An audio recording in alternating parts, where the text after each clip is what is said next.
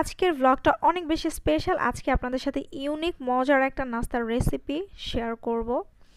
তো এই দিনগুলোর জন্যই আলহামদুলিল্লাহ ওয়েট করেছিলাম, কারণ আমার একটা বান্ধবী, আমার বেস্ট ফ্রেন্ড, তো জব করেও একদিন কথা বলতে বলতে আমাকে বলছিল যে আমার লাইফটা একটু আলাদা। কারণ হচ্ছে দেখা যায় আমরা প্রতিদিন বাইরে বের হতে পারি না। যখন সপ্তাহে একদিন হয়তো বা আমরা বাইরে যাই, ঘুরতে যাই, কিন্তু যারা জব করে তাদের প্রতিদিন বাইরে যাওয়া হয়, অফিসের কলিগদের সাথে অনেক মজা করা হয়, আড্ডা দেওয়া হয়, সামটাইম পিকনিকও করা হয়।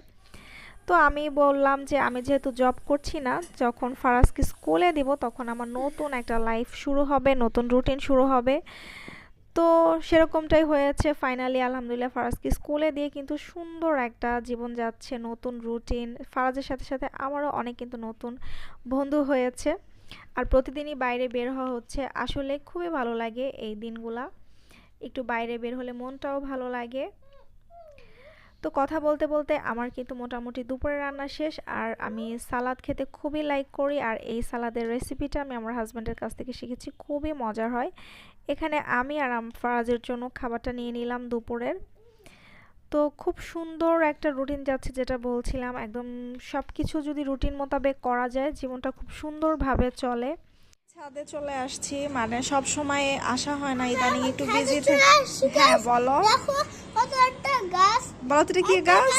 এটা হচ্ছে লেবুর গাছ। আমার অনেক দিনের একটা লেবুর গাছের শখ ছিল। তো লেবু তো লাগেই, তারপরে হচ্ছে লেবুর পাতা কিন্তু আমি অনেক রান্নায় ইউজ করি। তো ফাইনালি একটা লেবু গাছ চলে আসছে, ভালোই লাগতেছিল। গাছটার দিকে তাকে দেখতেছিলাম, শান্তি লাগতেছে গাছটা দেখে, মাশাল্লাহ।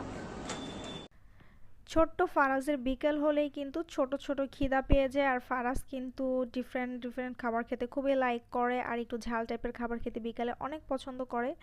তো আমিও চেষ্টা করি ওকে মজার মজার কোনো একটা ইভিনিং স্ন্যাক্স বানিয়ে দিতে।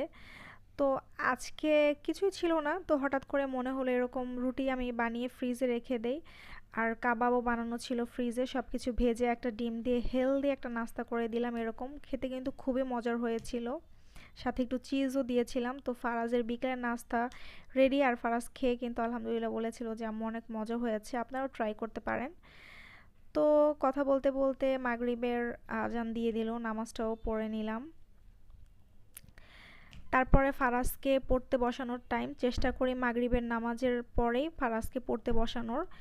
তো ফারাজের বইগুলা কিন্তু অনেক কিউট, আমার খুব ভালো লাগে। ওকে পড়াতে গেলে আমি ওই সব জিনিস দেখছি, কালারফুল ফুল, তারপর অনেক কিছু। তো আমারও ছোটবেলার কথা মনে পড়ে যাচ্ছিল। ফারাজকে পড়াতেও আমার খুব ভালো লাগে, এই বইগুলা দেখলে খুব ভালো লাগে। তো ফারাজও খুব লাইক করে, ওর নতুন বুকসগুলা চলে আসছে, খাতা ডায়েরি। আর আমি সাথে চা নিয়ে নিছি, চাটা খাওয়া শেষ হলে ফারাজকে পড়ানো শুরু করে দিব। তো এইখানে রাতের বেলা খাচ্ছিলাম পিঠা। তো এই পিঠাটা গ্রাম থেকে একজন নিয়ে আসছে। আসলে গ্রামে মাটির চুলায় বানানো পিঠা কিন্তু একটু বেশি মজার হয়, একদম আলাদা লেভেলের একটা টেস্ট হয়। আর ভিজানো পিঠা আমার খুবই পছন্দ। সই পিঠা, আমি পিঠা সবই পছন্দ করি, এটা একটু বেশি পছন্দ। এই তো ছোট্ট একটা ব্লগ ছিল, আপনাদের কেমন লাগলো অবশ্যই আমাকে কমেন্টস করে জানাবেন।